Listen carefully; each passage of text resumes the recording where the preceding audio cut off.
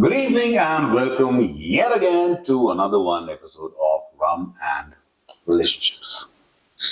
So today's episode is about emotional affairs. Are they worse than physical cheating? Hot button topic. Absolutely. So, and Gauri and I, for the last 3 weeks, we've been researching ideas for the podcast. And this is a question that we've thrown across to a lot of people. And you wouldn't believe at the diversity of opinions people have on this topic. The crazy part, I guess, is that what we've heard is that people are pretty much evenly balanced on both sides. And although these are people that we know, in a few cases we were quite surprised that one person chose one option over the other. Because that's not what we would have guessed. And these are people that we know well. But, well, people being people, they of course have their own opinions. And although the discussions then continued as to why they thought that way, it was an interesting insight into how people think about their relationships. It was. Yeah. And so I think before we delve into the topic or we dive into the topic, let's understand the topic in a bit more detail, the complexities of the topic. Let's first define the terrain, the landscape, that we're talking about. Where is the line between a friendship and an affair or an emotional infidelity? So you could be friends with someone, but where do you cross the line that you become, involved in them mentally and emotionally? That is one. The other one is what kind of a place are we talking about? I mean, it could be within your own friend circle. It could be in the office space, and office spaces, by the way, are notorious. I mean, they're one of the most fertile grounds for affairs to happen, for all the reasons that you already know. And thirdly, to what extent does the fallout of that entire thing happen based on the personality of the other person who's on the receiving end of your actions? So let me start by asking you, where is the line between a casual friendship and an emotional infidelity? Like, when does one cross over to the other side? I think when probably that person occupies your mind a little more than it should. Okay. When you start developing probably feelings for the other person, I'm guessing. So if the same thing was to happen in a office space, so let's talk about one of the most finest breeding grounds, so to say, of this event happening. Why do you think they're more likely to happen in the office environment or the work environment than within a social environment?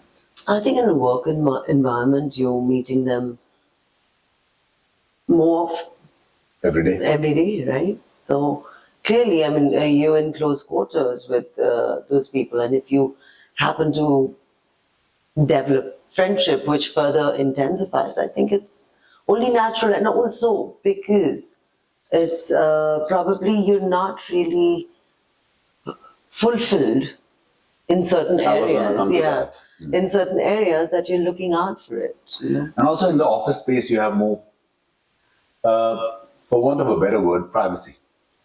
You don't have your other half always around you. Like if you go to a party, you're always in their line of sight. So you've got to be careful as to what boundaries you maintain for yourself.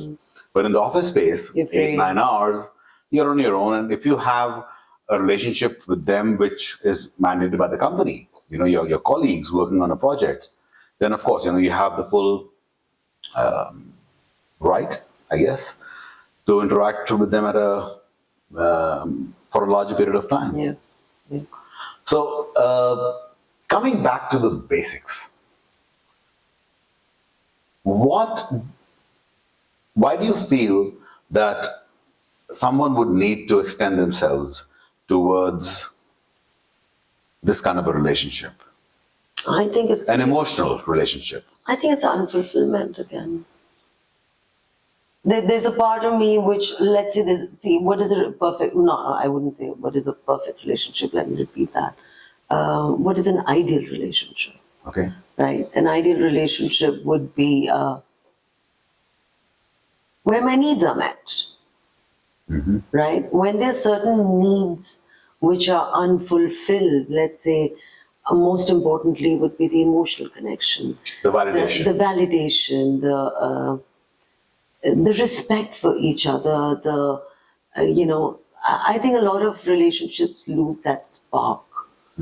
And that eventually, I think in our parents' time and all, they were still more guarded. They were more accepting. They were more, they didn't have that many choices as much as we have now. So, and also I think the values were different earlier. Nowadays, people have changed, the values have changed.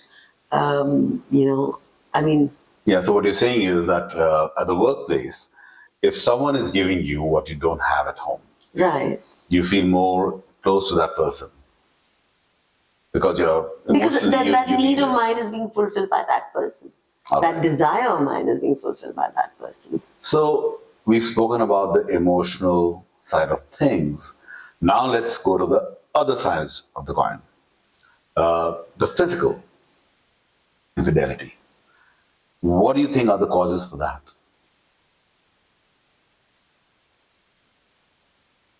So you may not have that close of an emotional bond with them, but then the physical bond is striking and it's compelling at times. So I would put it as it could be attraction, it could be incompatibility with your partner.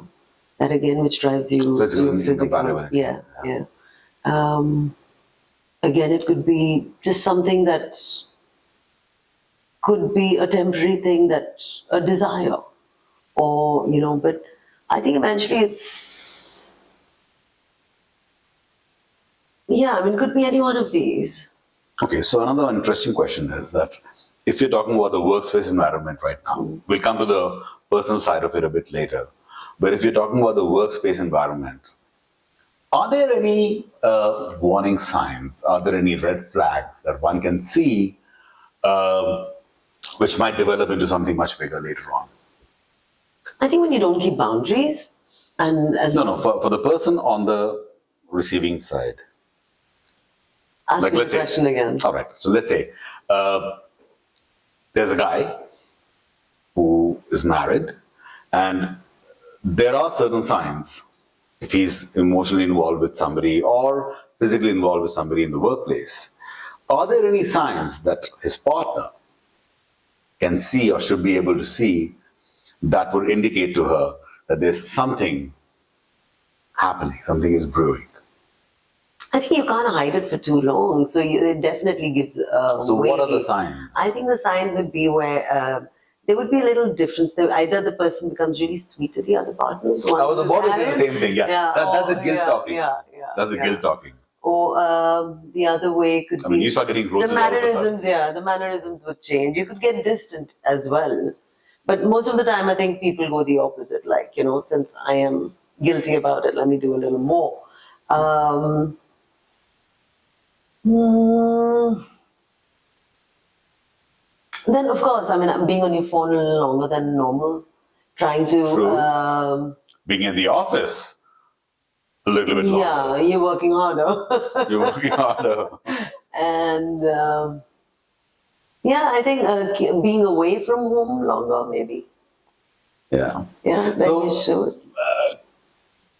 coming to the social circle side of things, if you are married for any period of time, you are obviously interacting with your friends and all who are also equally married.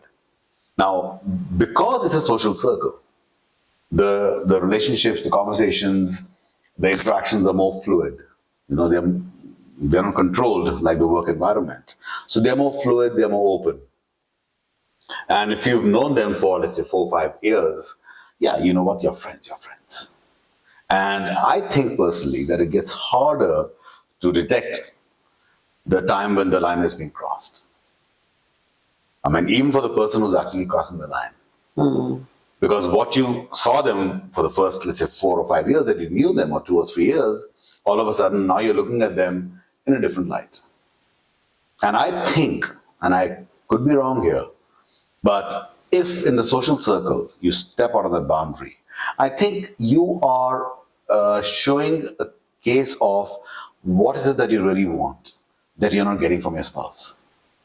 The lack, Yeah, the lack of whatever. whatever. Yeah, so that you- clearly somebody else is showing you that they can give it to you. And I think the most common culprit is attention. The other thing is, let's say if you are sensitive about your weight, okay, and the other person gives you compliments which just don't involve your weight at all, then all of a sudden that validation that comes in, Right. okay, is a huge thing.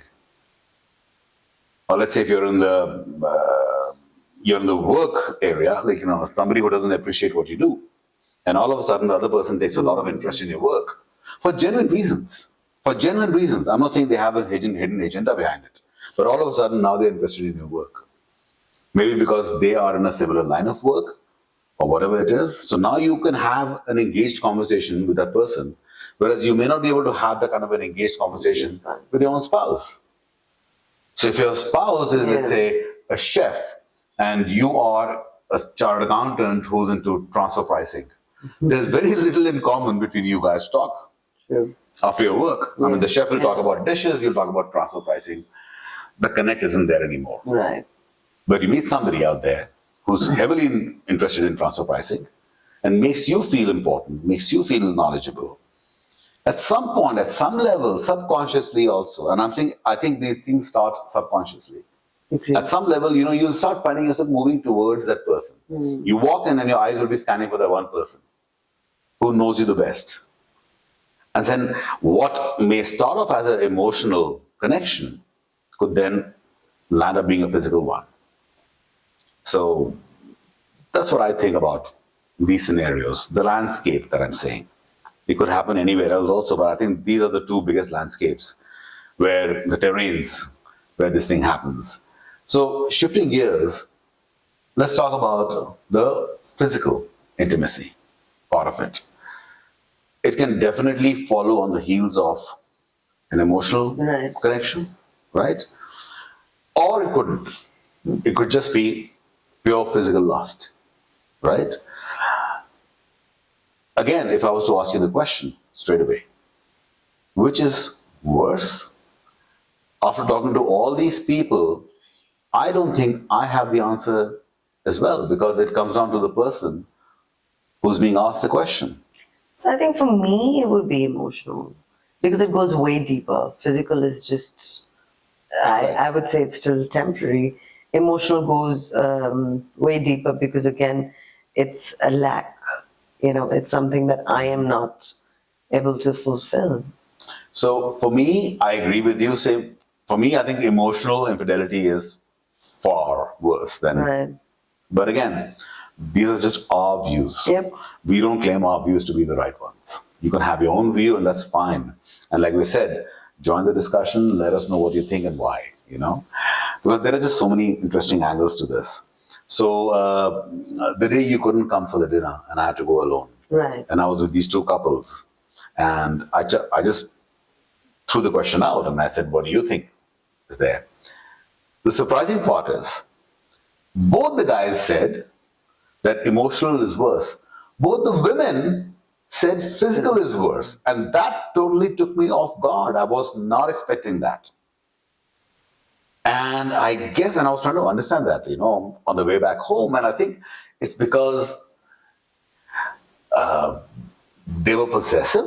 But then, even if a person is emotionally possessive, that should also matter to them. I sort of got where they were coming from because they explained their position. And they said, but visually, I can't take it. And the other woman also nodded. She goes, visually, I can't just see him with another one woman.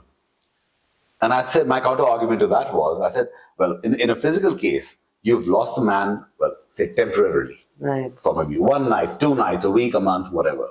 In the emotional case, you've lost that man completely. That's true. And the same would apply to the other side. Yeah. If my wife was having an emotional affair with somebody, that's a reflection on me Correct. not being able to be the partner that she would have liked me to be. But if it's purely physical, then that does not have to be a reflection on me. Maybe she just liked one part of that other person physically that, well, I wasn't. Maybe the other guy is just way too much better looking than I am. I can't fight that. But I can fight an emotional one. Not that I should have to fight it to begin with. But how would you know about the emotional one? What if she doesn't tell you about it? If she doesn't tell me, I'll never know. But again, like I said, there are. Signs. You know what? Here's the one thing I do believe in. Let me know if you guys agree with this. We normally believe that women are more perceptive than men. And for the most part, he laughed. And for the most part, it is true. Women are more perceptive than men. But that doesn't mean that we are not perceptive at all. I mean, even we have our own radars. Admittedly, yes, they're damaged. I get that. But the radars do work at times. So once in a while, we also pick up certain points, certain things that have happened, certain shift in the equation. We are also able to pick it up, but women are more adept at picking that up. So my point is, regardless of whether you have a damaged radar or not, the signs are always there. I mean, if you've been married for, I randomly use 5 years because I think that's enough for a person to know their own spouse. You would know how a person is normally, and the moment the behavior changes, your ears kind of go up and like, what happened? Like all of a sudden, if I've never given my wife roses and I land up at the house for no reason with a bouquet of flowers, something is wrong, my friends. Okay? He's not being nice. So, I'm not trying to stir up any trouble, by the way. So, the next thing let's talk about is, Gauri, which one do you think is harder to recover from? We've spoken about the causes and how it happens. Now, let's talk about the fallout and how to deal with that fallout. Which is harder to recover from, an emotional or a physical? I think both. Yeah, true, it's both, but which is harder? Depending on.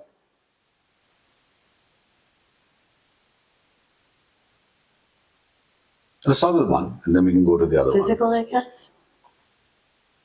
I mean, though emotional, because if the other person doesn't tell me, you know what I mean? I agree with you. Physical, why? Because I see physical, I think the only two ways, either the other person finds out or the one who's involved reveals it to the partner. No, but So why is it harder to recover from? Like, what is the fallout? So, just to give you an example, I know this doesn't apply directly with this, but in my life, I've had my house broken into twice. They came in, they ransacked everything, the clothes, the cupboards, the drawers, everything else.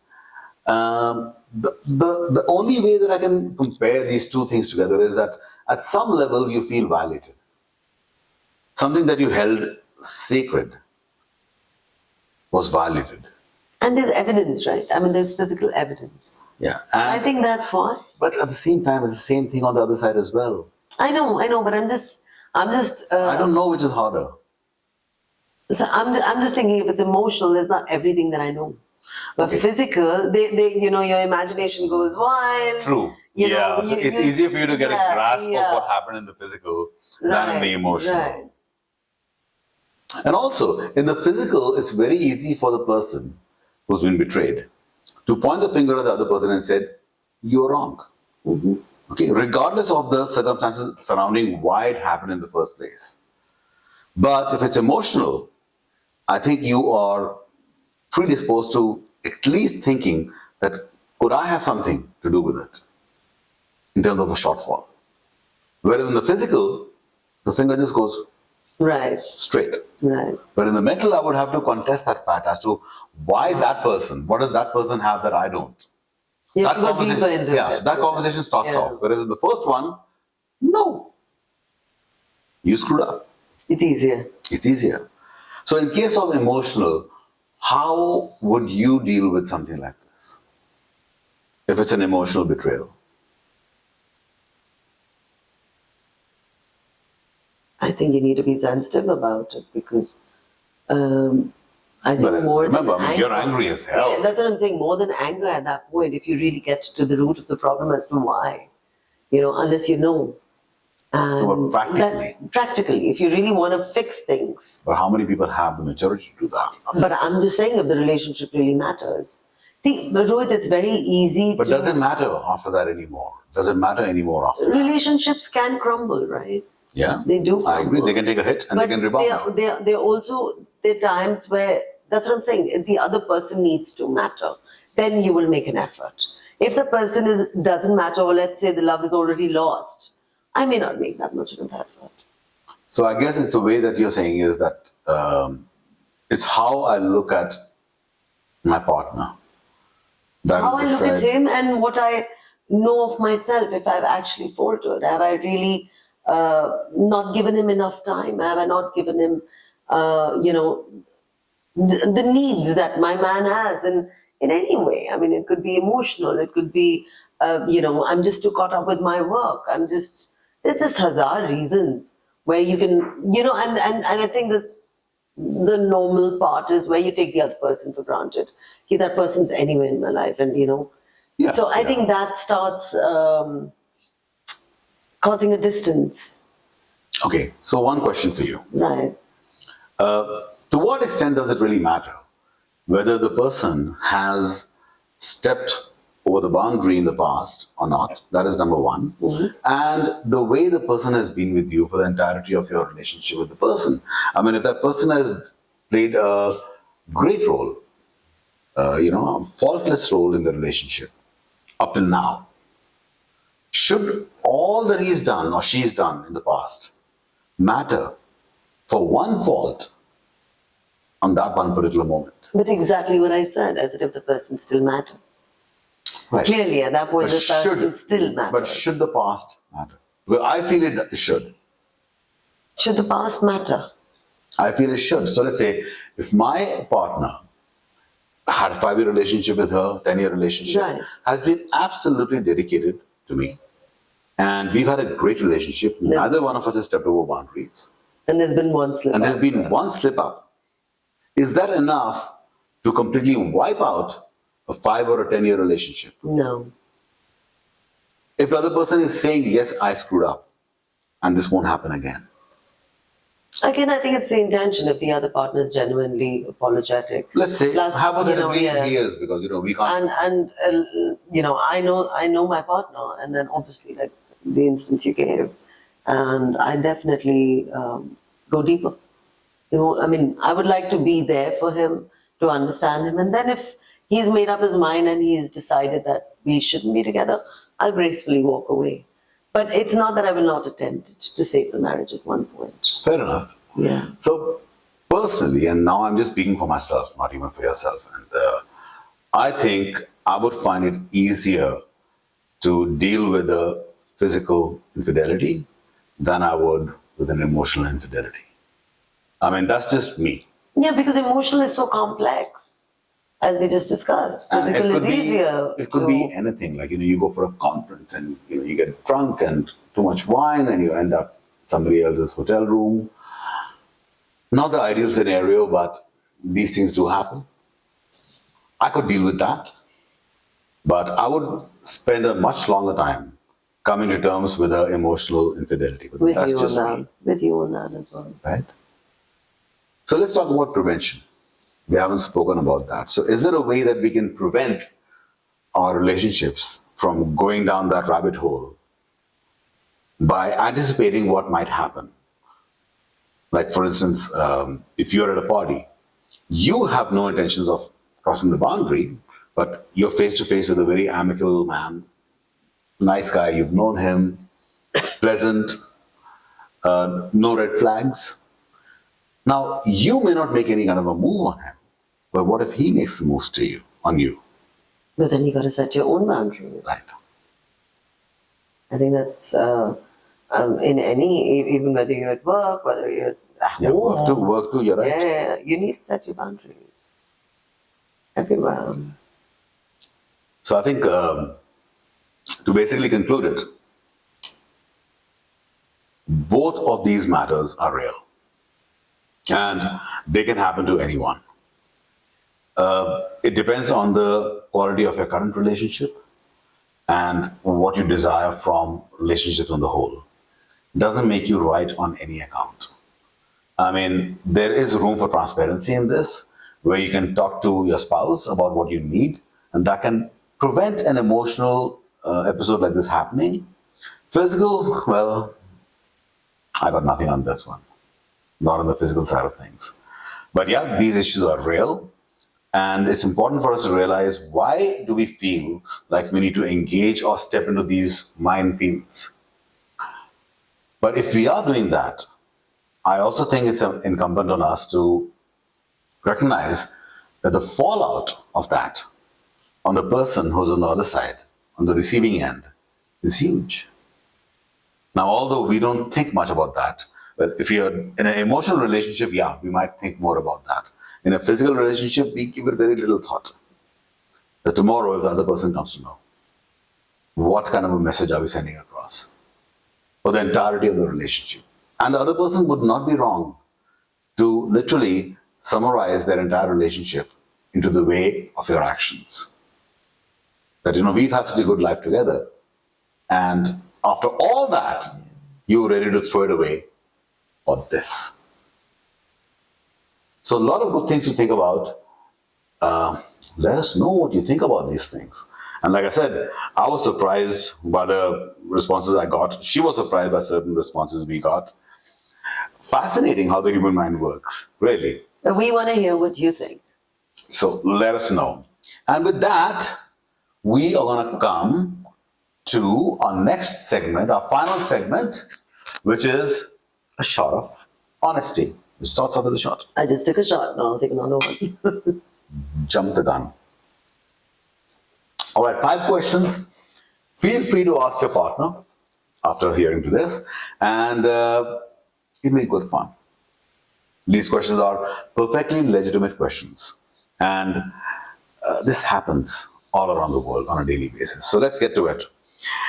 Is it okay to admit to your partner that you find someone else attractive, or is that thought best kept to yourself? Now, again, this does have a link to what we just spoke about, but a small one. So if you do find someone attractive, maybe on the street, maybe at a party, do you just say, hey, this guy's cute, or this girl is cute, or just shut the hell up? I've done that all my life. I'm in the business of faces. You shut the hell up? No, I say I like it. So I appreciate it. So have I know. Okay, that was question number 1. Question number 2, the password issue. Should partners have automatic access to each other's phones and passwords, or is privacy still important? This is a big one. What do you think? I think privacy is important, but unless you want to share it with your partner. That's exactly how I feel. So Yeah. I do value my privacy, and I do value my partner's privacy, but I'm of the opinion that if I have my phone password or any other password for my own personal email account, that's my own. And if I choose to give it to my partner, like Gauri just said right now, that's my prerogative. So on that account, that's fine, but I'm under no obligation. And the one thing which I was talking to you earlier also, which would be a bit of a leap of faith, is when one person gives their phone password to the other person and then plays the game of, I showed you mine, now you show me yours. So, if your partner has done that to you, do not fall for it. Never. All right, 1, 2. Okay. Number 3, when one partner has has a significantly higher standard of cleanliness, should they just do most of the cleaning and avoid conflict? Gauri. Easier. Keep no expectation unless the partner is smart enough to understand. And what if they're not? Then would you still do Just it? do it. Yeah, no, I have a different view. Yeah. Yeah, no. I mean, if I have a certain standard of cleanliness, I'm not asking them to come to my standards, but at least Awareness. rise up a little bit. Absolutely, that's what I'm Being saying. aware doesn't help. You could be just sitting on the couch being aware, but the floor is still dirty. Aware that your partner likes Yeah, that so- and to be able to. So I would have the Yeah, conversation. it's a sign of respect and I would love just say, look, and care. it's important to me. Yeah. Okay, just do it because it's important to me. And I'm not asking you to do whatever I'm doing. I'm just saying, come, just do a little bit more. Yeah, yeah. No, you're right about that. Absolutely. Kind of fair, right? But yeah, if it's just a reason of argument every time, then I just shut my mouth and just do it. Alrighty, next one. How much should your parents' opinions about your relationship actually influence your decisions? This happens in all our houses. I'm sure it happens in yours too. So this is a good question.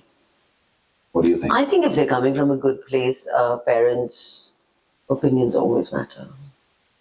I would agree, but I would add something to it. As long as they're not intrusive, that's what you mean. No, they will get intrusive. You can't fight that. I mean, we are living in India. Okay.